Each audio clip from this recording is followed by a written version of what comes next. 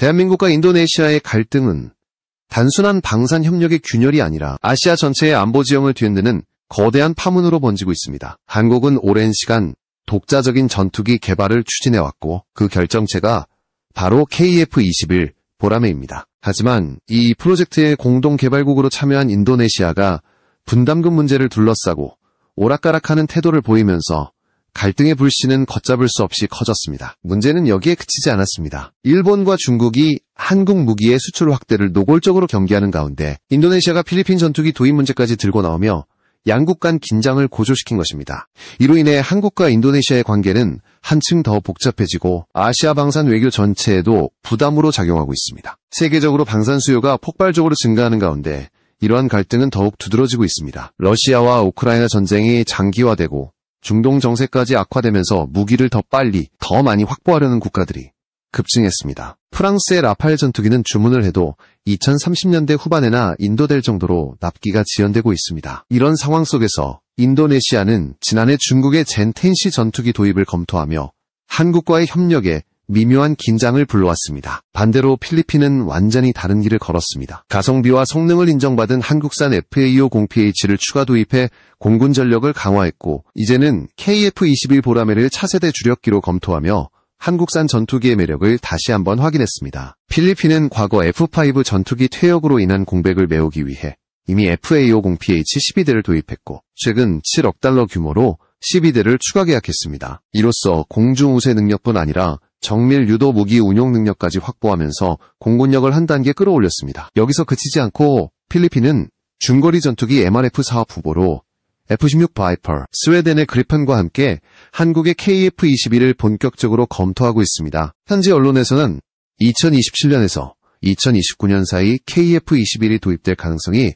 충분히 존재한다고 보도할 정도입니다. 이는 단순한 선택지가 아니라 이미 필리핀의 군사 전략에 깊이 스며든 카드로 작용하고 있는 것입니다. 한국의 무기는 단순히 필리핀 공군만 강화하는 데 그치지 않습니다. 해군력 강화에도 연결되어 있습니다. 필리핀 해군은 이미 한국산 200톤급 미사일 호위함 BRP 미겔 말바르를 취역시켰으며 초계함 OPV 사업도 본격화되고 있습니다. 이는 공군과 해군 전력 모두에서 한국 무기를 핵심 축으로 삼겠다는 필리핀의 전략적 결단입니다. 결국 아시아 전역에서 한국산 무기의 입지는 빠르게 확장되고 있습니다. 말레이시아가 FA-50을 도입하고 인도가 한국산 K9 자주포를 운용하는 등 한국 무기의 브랜드 파워는 이미 국제적 신뢰를 얻고 있습니다. 특히 KF-21 보라매는 필리핀이 직면한 공군력 문제를 단숨에 해결할 수 있는 대안으로 평가받습니다. 이 전투기는 4.5세대와 5세대의 기준을 모두 충족하도록 처음부터 설계되었고 향후 6세대 전투기로 확장 가능한 플랫폼입니다. 무엇보다 레이더 반사 면적을 극적으로 줄여 스텔스 성능을 확보한 것이 가장 큰 장점입니다. 더 나아가 장거리 공대공 미사일을 탑재해 적의 영공 깊숙이 진입하지 않고도 원거리에서 먼저 공격하고 안전하게 이탈할 수 있는 전술적 운용이 가능합니다. 이는 필리핀의 국방 전략에 있어 매력적인 선택지가 될 수밖에 없습니다. 이 같은 현실 속에서 일부 언론은 이미 필리핀이 사실상 KF-21 도입 수순에 들어섰다고 평가하고 있습니다. 그러나 인도네시아의 반발은 거세졌습니다. 미국 인터넷 커뮤니티 레딧에서는 인도네시아 네티즌들이 필리핀은 KF-21을 절대 구매할 수 없다며 공격적인 댓글을 쏟아냈고 심지어 인도네시아가 사주지 않으면 한국은 필리핀에 팔 수 없다는 황당한 주장까지 등장했습니다. 이는 마치 인도네시아가 사업 주도권을 쥐고 있다는 착각에 빠져있는 듯한 모습입니다. 더 나아가 일부 인도네시아 언론은 러시아의 SU-17 공동 생산까지 검토하고 있다는 보도를 내며 동남아시아 방산 판도를 더욱 복잡하게 만들고 있습니다. 하지만 정작 인도네시아 내부에서는 이미 동의한 분담금을 내지 않고 다른 전투기를 검토하는 것은 한국에 상처를 주는 일이라는 비판적 목소리도 나오고 있습니다. 한국 항공우주 산업은 인도네시아가 아니더라도 KF-21을 필요로 하는 국가는 충분히 많다고 자신있게 말하고 있습니다. 과거 사업단장은 인도네시아가 잘못된 길을 걷고 있을 뿐 우리에게 잃을 것은 없다. 단지 기술 이전과 시제기를 제한하면 된다.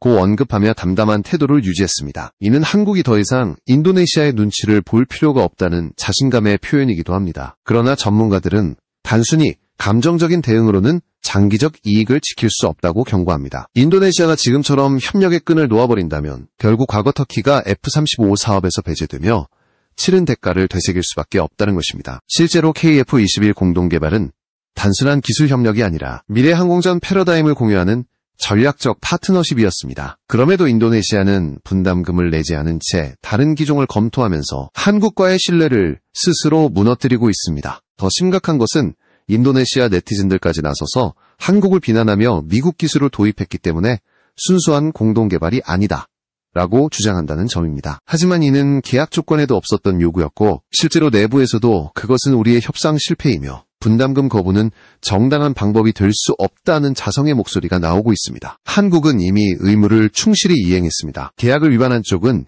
인도네시아임이 명백합니다. 그럼에도 불구하고 인도네시아는 일관성 없는 태도를 보이며 라팔, 유로파이터, F-15EX 같은 고가 전투기까지 검토하다가 최근에는 튀르키예의 5세대 전투기 카안까지 언급했습니다. 이런 모습은 마치 아이가 장난감을 집었다 내려놓는 것처럼 가볍고 즉흥적으로 보입니다. 국제사회는 이를 신뢰할 수 없는 태도로 평가하며 인도네시아의 국제적 이미지와 신뢰도는 심각한 타격을 입고 있습니다. 반대로 KF-21은 초도 비행 성공 이후 세계 각국의 시선을 끌고 있으며 새로운 수출 파트너를 찾는 데 전혀 문제가 없습니다. 실제로 페루가 노후화된 믹-29와 미라지 2000P를 대체하기 위해 신규 전투기 24대를 도입하려 하면서 한국산 FA-50과 KF-21을 동시에 검토하고 있습니다. 페루 공군은 FA-50으로 단기 전력 공백을 메우고 중장기적으로는 KF-21을 주력 전투기로 삼는 투트랙 전략을 구상하고 있습니다.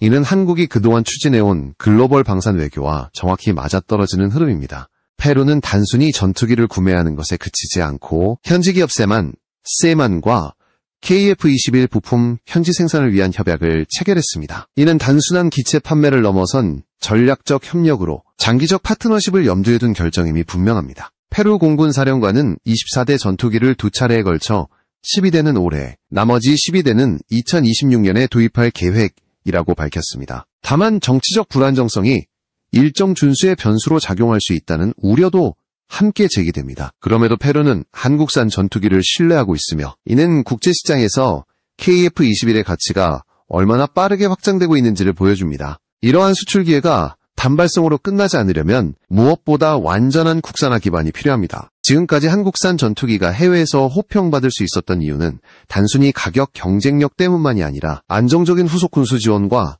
자국 내 부품 조달 능력을 확보했기 때문입니다. FA-50과 KF-21 모두 글로벌 공급망 불안정과 수출 통제 위험을 고려할 때 핵심 장비의 국산화는 필수입니다. 한국은 이미 AESA 레이더, 공대공 미사일, 항전 장비 등 주요 분야에서 성과를 축적해왔습니다. 그리고 항공 엔진의 독자 개발까지 성공한다면 한국은 단순한 무기 수출국을 넘어 완전한 항공 강국으로 도약하게 될 것입니다. 하지만 국내 상황이 마냥 순조로운 것은 아닙니다.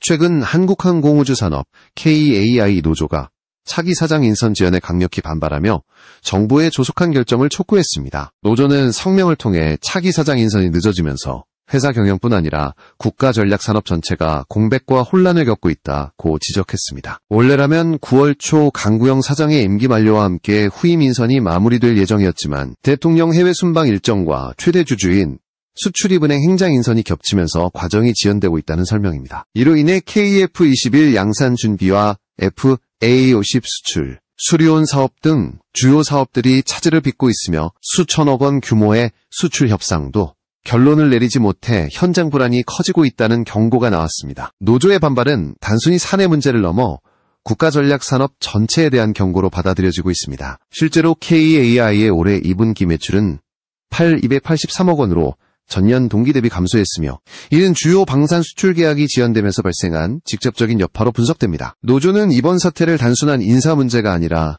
국가항공우주 산업의 미래를 위협하는 심각한 위기라고 규정했습니다. 대통령이 후보 시절 약속했던 AI 기반 K방산 글로벌 도약과 달리 정권과 정치권이 카이를 감사 대상으로 지목하고 사장 퇴임을 압박하면서 현재 혼란을 자초했다는 비판도 이어지고 있습니다. 결국 리더십 공백은 사업 전반을 표류하게 만들었고 이로 인해 현장의 불안감은 극에 달하고 있습니다. 바로 이런 혼란 속에서 중국 관영 언론은 기회를 놓치지 않았습니다. 그들은 강대국들이 6세대 전투기를 준비하는 동안 대한민국은 도대체 무엇을 하고 있느냐라며 조롱 섞인 논평을 쏟아냈습니다. 하지만 한국은 기다렸다는 듯 준비해온 청사진을 공개하며 상황을 단숨에 뒤집었습니다. 놀라운 것은 대한민국이 미국조차 실전에 배치하지 못한 차세대 무기를 먼저 개발해내는 이례적 성과를 거두었다는 사실입니다. 이로써 한국은 단순히 방산 수출국을 넘어 세계 군사 강국으로 도약하는 길목에 서게 되었습니다. 글로벌 파이어파워의 최신 보고서에서도 대한민국은 세계 군사력 5위에 올랐습니다. 이 순위는 단순 병력 규모가 아니라 첨단 무기 개발 현황과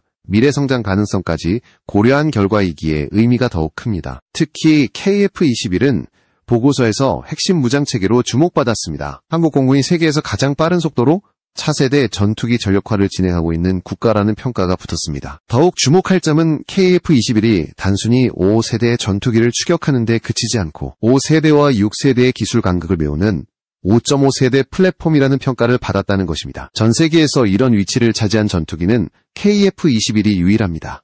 이러한 성과는 한국의 기술 철학이 얼마나 선도적인지를 잘 보여줍니다. KF-21은 개발 단계부터 확장성과 미래 전투 환경을 고려해 설계되었습니다. 단순히 지금 당장의 전투 성능에 머무르는 것이 아니라 향후 레이저 무기와 같은 신개념 무장을 탑재할 수 있는 구조적 여유를 이미 확보해둔 것입니다. 실제로 국방과학연구소는 기존 계획보다 무려 2년이나 앞당겨 레이저 대공 무기 개발에 성공했다고 발표했습니다. 이 무기는 시험에서 백발백중 명중률을 기록하며 세계를 충격에 빠뜨렸습니다. 당연히 KF-21에 이 레이저 무기를 탑재할 수 있다는 가능성은 더욱 구체화되고 있습니다. 이 소식이 전해지자 해외에서는 한국이 고작 5세대냐? 라는 의아한 반응까지 터져 나왔습니다. 이는 KF-21의 성능이 이미 차세대 전투기의 경계를 뛰어넘고 있다는 반증입니다. 러시아가 공개한 수호의 체크메이트 전투기와 비교한 해외 분석에서도 실전 배치 가능성과 기술 신뢰도 측면에서 결국 KF-21만이 유일하게 성공할 것이라는 결론이 제시되었습니다. 단순히 겉보기에 화려한 컨셉기가 아니라 실제 양상과 전력화를 이뤄낼 수 있는 전투기라는 점이 KF-21의 가장 큰 강점입니다. 최근 북한이 대북전단살포에 맞대응의 쓰레기 풍선을 보내면서 한국 사회는 또 다른 안보 불안을 겪고 있습니다. 풍선은 고도 3km 상공을 초속 5m의 속도로 떠다니며 10kg가량의 쓰레기를 매달고 있습니다. 겉보기에는 단순 쓰레기지만 언제 어디에 떨어질지 예측이 어렵고 민가에 떨어질 경우 심각한 피해를 초래할 수 있습니다. 문제는 현 시점에서 우리 군이 이를 효과적으로 격추할 수단이 마땅치 않다는 것입니다. 소총이나 중화기는 사거리와 안전 문제 때문에 사용하기 어렵고 기존 방공망으로는 대응하기에도 효율적이지 않았습니다. 결국 수거만이 유일한 대응책이었습니다. 그러나 이러한 위협은 단순한 불편을 넘어 새로운 군사적 도전으로 이어지고 있습니다. 전문가들은 쓰레기 풍선이 향후 자탄 분리 장치나 폭발 장치, 화재 유발 장비를 탑재한 공격형 무기로 변할 가능성을 경고하고 있습니다. 이 경우 단순한 풍선이 아니라 국민의 안전을 직접 위협하는 비대칭 무기가 될 수 있는 것입니다. 바로 이 지점에서 한국형 레이저 대공 무기가 해법으로 떠오르고 있습니다. 국방과학연구소가 개발한 이 무기는 고에너지 레이저빔을 집속해 목표물을 조용히 그러나 정밀하게 파괴할 수 있습니다. 기존의 대공 무기 체계와 달리 탄약이 필요하지 않기 때문에 비용 부담과 재장전 문제가 사라지고 민가 위에 떠있는 풍선조차 정밀하게 제거할 수 있는 능력을 갖췄습니다. 이 무기는 계획보다 무려 2년이나 앞당겨 단 4년 만에 개발이 완료되었습니다. 시험에서는 3km 밖에 있는 무인기 30기를 모두 요격해 100% 명중률을 기록했습니다. 이는 단순히 성능이 뛰어나다는 차원을 넘어 한국이 세계 방산사에서 새로운 장을 열고 있다는 증거였습니다.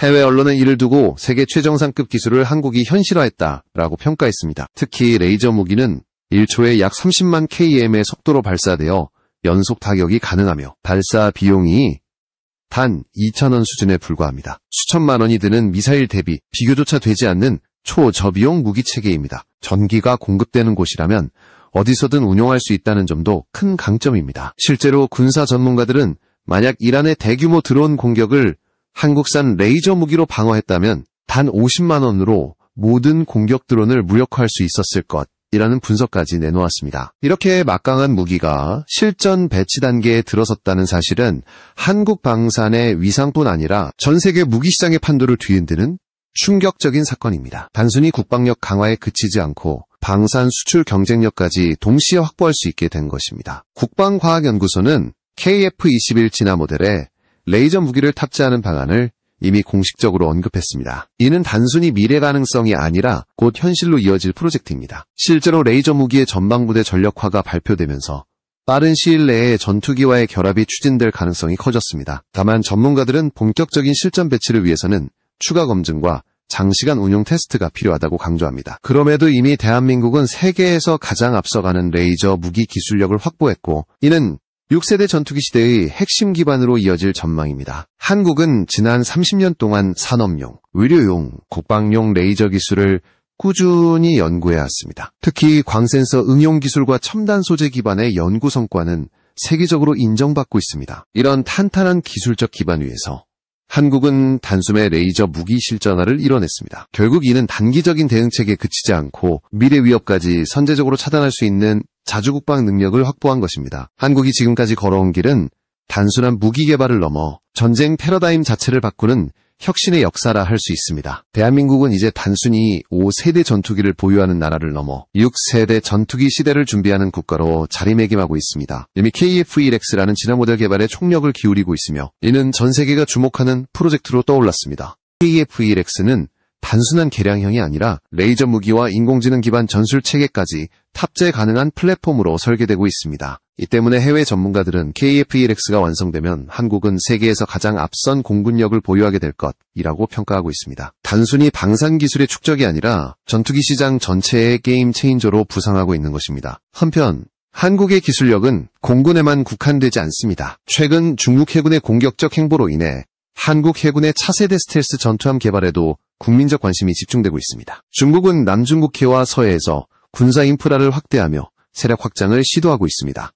이에 대응하기 위해 한국은 관개토 배치3 구축함을 비롯한 첨단 함정을 건조하며 맞불을 놓고 있습니다. 관개토 배치3는 11,000톤급 배수량의 세계 최다 수준인 94기의 미사일 발사대를 탑재하고 있습니다. 이는 일본의 아타고급, 유럽의 최신형 구축함과 비교해도 압도적인 화력을 자랑합니다. 관개토 배치3는 스텔스 설계와 통합 마스트 기반 고성능 레이더 시스템을 갖추고 있으며 현무 3순항 미사일, 현무 해군형 탄도 미사일, 초음속 대함 미사일, 대잠 미사일까지 장착해 다층 방어와 반격이 가능한 세계 최고 수준의 무장 체계를 실현했습니다. 특히 한반도 어디에서든 중국, 북한, 일본 본토까지 직접 타격이 가능한 현무 미사일을 운용할 수 있으며 스텔스 성능으로 적의 탐지를 회피할 수 있어 실질적인 제1선 공격 전력으로 평가됩니다. 이는 단순한 방어 자산이 아니라 아시아 해양 패권 구도에서 한국 해군의 존재감을 각인시키는 결정적 무기입니다. 함께 개발 중인 KDDX-7000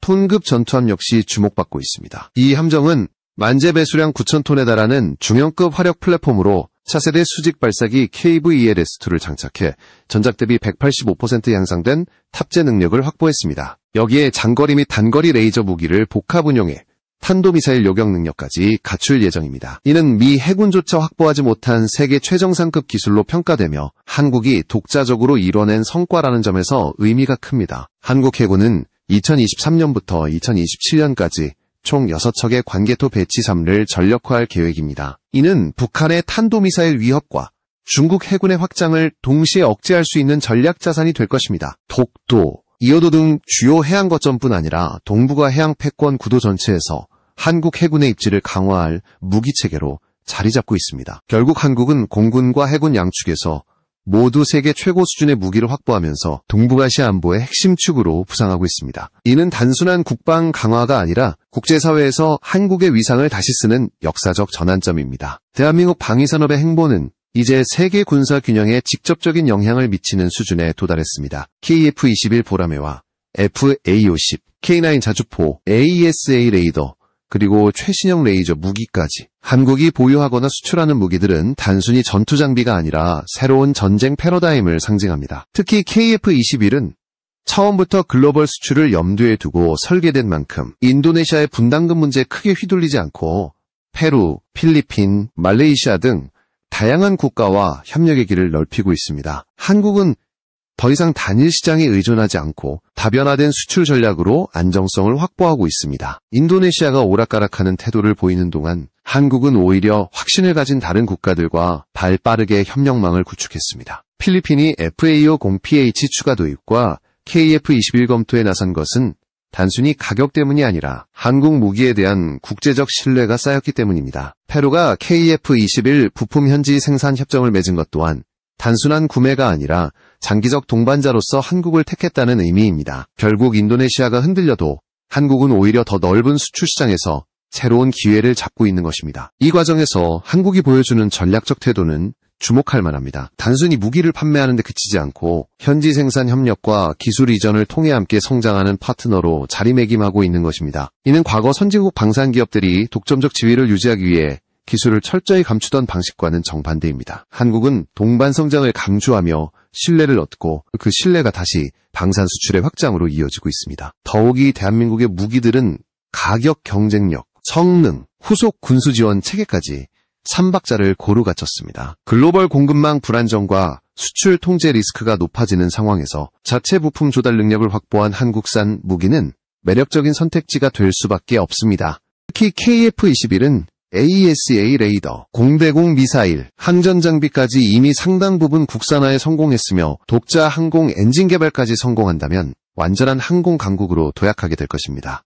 이제 한국은 단순히 안보를 지키는 수준을 넘어 세계 방산 시장의 룰을 바꾸는 플레이어로 변모하고 있습니다. 과거에는 수입에 의존하던 나라가 이제는 다른 나라의 안보를 책임지는 무기를 수출하는 국가가 된 것입니다. 글로벌 파이어 파워에서 세계 군사력 5위라는 평가를 받은 것도 단순한 숫자가 아니라 한국의 기술력과 미래 전략이 세계적으로 인정받고 있다는 방증입니다. 앞으로 한국의 도전은 계속될 것입니다. KF-1X와 같은 진화 모델, 관개토 배치 3 구축함, KDDX 그리고 레이저 무기의 본격적 배치는 단순히 동북아 안보 균형을 바꾸는 데 그치지 않고 세계 군사사의 새 이정표를 세울 것입니다. 대한민국은 더 이상 변방의 조연이 아니라 국제 무대에서 중심을 차지하는 주역으로 떠오르고 있습니다. 그리고 그 과정에서 보여주는 확신과 추진력은 한국 방산이 단순한 무기 산업이 아니라 국가 브랜드 자체로 성장하고 있음을 보여주고 있습니다. 세계는 이제 한국을 새로운 군사 강국으로 바라보고 있으며 이 흐름은